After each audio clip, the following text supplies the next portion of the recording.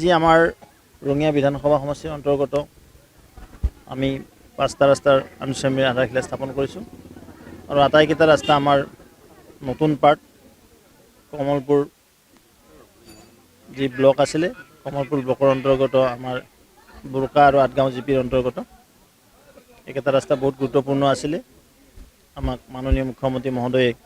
লোক নিৰ্মাণ বিভাগৰ জৰিয়তে যি ৰাস্তা বনোৱা বা দলং বনোৱাৰ কাৰণে পইচা দিছিল তাৰ আধাৰত এই 5টা ৰাস্তা আমি ধৰিছিলোঁ তাৰ আজি আনুষ্ঠানিক আধাৰশিলা স্থাপন কৰা হ'ল আশা কৰোঁ এই দুৰ্গম পথকেইটা বনোৱাৰ পিছত যাতায়াতৰ কাৰণে সুগম হ'ব তাৰ বাবে আমি মাননীয় মুখ্যমন্ত্ৰী মহোদয়ক ধন্যবাদ জ্ঞাপন কৰিছোঁ লগতে এই অঞ্চলৰ জনতাৰ যথেষ্ট ডে টু ডে যিটো এক্টিভিটি ল'ৰা ছোৱালী স্কুলত যোৱাই হওক স্বাস্থ্যৰ ক্ষেত্ৰতেই হওক কৃষিৰ ক্ষেত্ৰতেই হওক বা অন্যান্য অফিচ কাছাৰী যোৱা সকলো ক্ষেত্ৰতে সুবিধা হ'ব আৰু সেই নিমিত্তে আমাৰ চৰকাৰখনে ৰাজ্যখনৰ সামগ্ৰিক আৰু ব্যাপক উন্নয়নত আটাইতকৈ গুৰুত্ব দিছে পথ নিৰ্মাণত দলং নিৰ্মাণত আৰু বিজেপি নেতৃত্বাধীন চৰকাৰখনে প্ৰায় 2000তকৈ অধিক কাঠৰ দলং আজি পকী কৰি জনতাৰ হিতৰ কাৰণে উন্মোচন কৰিছে ঠিক তেনে ৰাস্তাও হাজাৰ হাজাৰ কিলোমিটাৰ বনাইছে আজি অসমমালাৰ ৰাস্তা হৈছে ভাৰতমালাৰ ৰাস্তা হৈছে সাগৰমালা হৈছে পৰ্বতমালা হৈছে তো এইবিলাক শুনাই নাছিলে আগতে যিদৰে স্বৰ্ণিম চতুৰ্ভুজ হৈছে 6 লেন 4 লেন 8 লেনলৈকে আজি হাইৱে ৰাস্তা হৈছে ঠিক তেনে আমাৰ গাঁও অঞ্চলৰ ৰাস্তা ঘাটবিলাক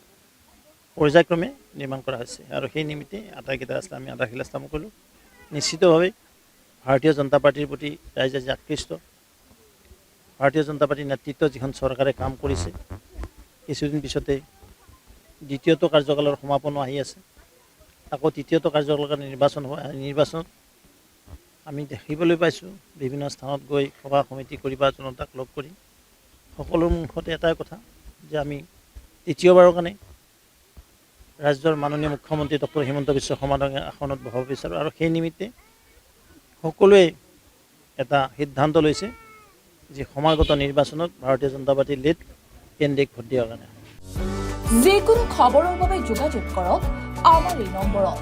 9181 307 221